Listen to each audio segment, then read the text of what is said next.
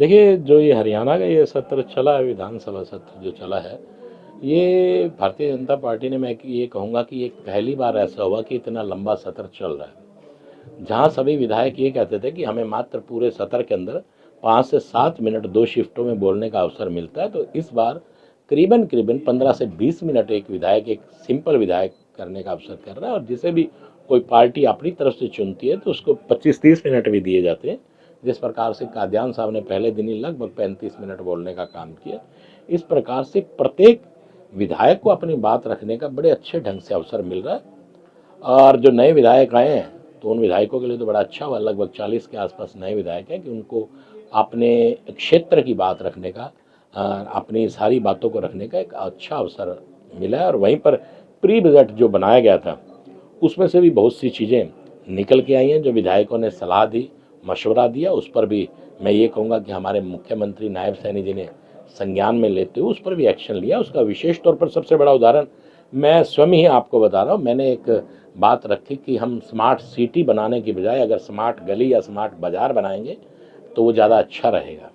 और मेरे साथी ने भी, आदित्य देवीलाल ने भी रखा, उन्होंने गांव के बारे में कहा था कि गांव में एक ऐसी गली बनाई जाए। तो दोनों चीज़ों पर मुख्यमंत्री जी ने मोहर लगाने का काम किया। एक ही शहर में एक अच्छा बाज़ार, मार्केट, अच्छी मार्केट हो, या एक अच्छी जो बाज़ार लंबा पूरा है तो उसको जैसे एक अच्छे रूप में बनाया जाए, तारे वारे ऊपर खींची जाए और बड़ा सुंदर लाइटिंग वाइटिंग, तो उसमें बड़ा अच्छा प्रभाव जाए। देखिए, जहाँ तक कांग्रेस का सवाल है वो 10 सालों से यही कहती आ रही है, और विपक्ष के पास कोई विषय है भी नहीं।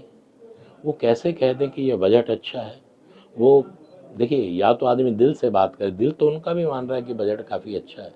जितनी आज हिंदुस्तान में रोडें बन रही हैं, आज मेरे जींद को ही ले लीजिए, 9 हाईवे मेरे जींद से निकल रहे हैं, और मेरे ख्याल में पूरे हिंदुस्तान में जींद एक ऐसा डिस्ट्रिक्ट है जिसको 9 नेशनल हाईवे छू के जा रहे हैं। ये बहुत बड़ी बात है। आज रोड, उन्हीं रोडों के ऊपर ही मैं कहूँगा कि पक्ष और विपक्ष सभी चलते हैं। वो कहीं ना कहीं तो कहते हैं काम तो अच्छा हो रहा है, पर मजबूरी है कि हम अलग पार्टी में, एक अलग पार्टी में, उनकी मजबूरी है। और मेरे ख्याल से इससे अच्छा बजट हो भी नहीं सकता। जो संकल्प भारतीय जनता पार्टी ने लिए उनको आहिस्ता आहिस्ता करके वो पूरा करने का काम भी कर रहे हैं। देखिए, हर चीज़ की समस्या को दूर किया जा रहा है। आपके रोहतक की समस्या बीबी बत्रा जी ने उठाई, और उसमें माननीय हुड्डा साहब ने भी बात को रखा। कोई तालाब का विषय था, जोड़ का विषय था, उसके ऊपर भी माननीय मुख्यमंत्री जी ने कहा कि हम इसकी पूरी इंक्वायरी कराएंगे। और आप यकीन मान के चलिए, अगर आपको लगता है कि ये कब्जा है और कागजों में तालाब है तो उन कब्जों को छुड़वाया भी जाएगा और उसको एक अच्छा सरोवर का रूप दिया जाएगा।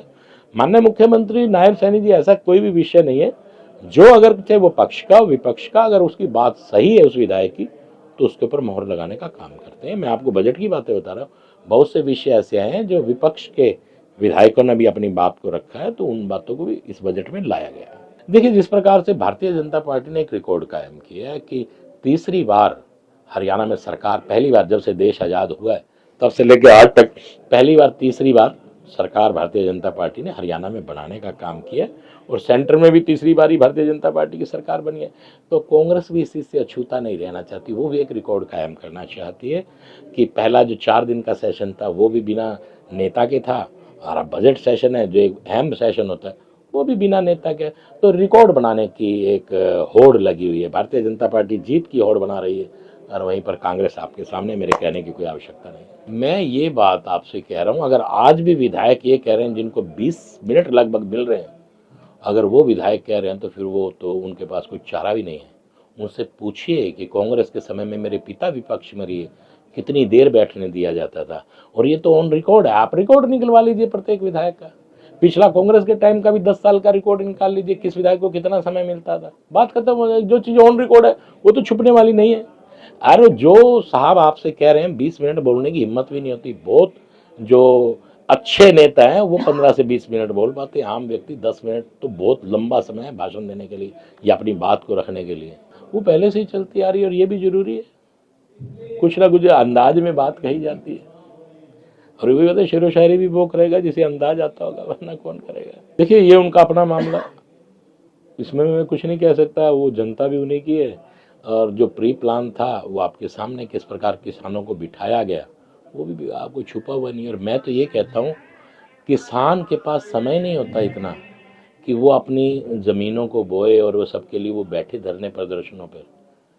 मैं तो सभी से निवेदन करता हूं कि धरने प्रदर्शनों से बचें और देश को विकास की तरफ ले जाएं, तो वो ज़्यादा बेहतर है। जिन्होंने बिठाए थे उन्होंने भी उठाया, ये उठाया भी उन्होंने ही है। देखिए, वो किसी भी रूप में किसान बैठे हैं, गलत तो हुआ ही है ना। हो सकता है छोटा किसान बैठा, हो सकता है उसमें कुछ किसान लोग भी बैठे हैं, मैं ये नहीं कहना चाह रहा। मेरे आप बात नहीं समझे, जिन्होंने बिठाया उठाया भी उन्होंने ही है। इसकी जांच करवाएंगे तो आपके सामने सब कुछ खुलासा स्पष्ट रूप से हो जाएगा, लेकिन सबको मालूम था कि क्या प्लान है।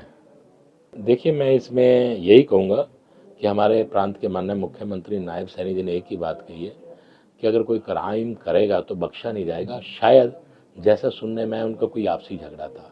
अब इसके बारे में कहना बड़ा मुश्किल है, पहले भी एक दो हुए, तो कोई आपसी निजी मामलों का झंझट है, लेकिन जिसने भी अपराध किया है उस अपराधी को बख्शा नहीं जाएगा।